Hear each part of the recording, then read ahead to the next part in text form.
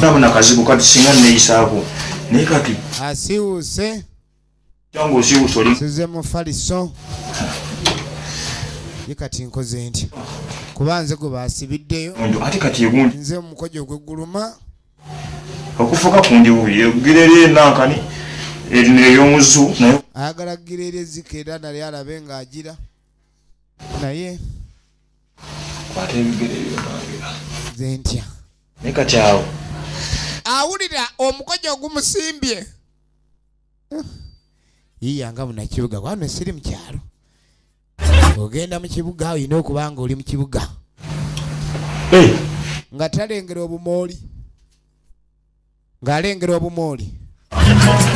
soko olindeko kubanga eno TV soko ogijjewo soko oyiye engeri gye weeyambamu kuba oyinza okulabika ndi oyabika akawago oyinza okwabika neeyiye nga bukyali nga tawalampa waggulu kubanga munnange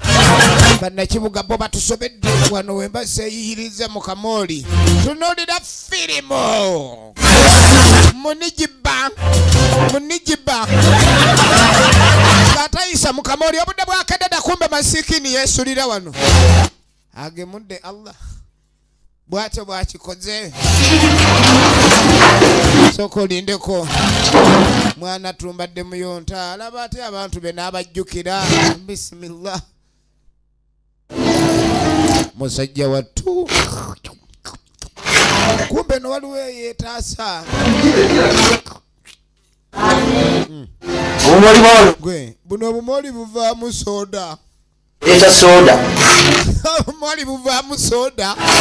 olahoda lindako nga nalela kulembeka ayinamu ecupa ye kumba ndabanga splash buno si mango juisiyo splash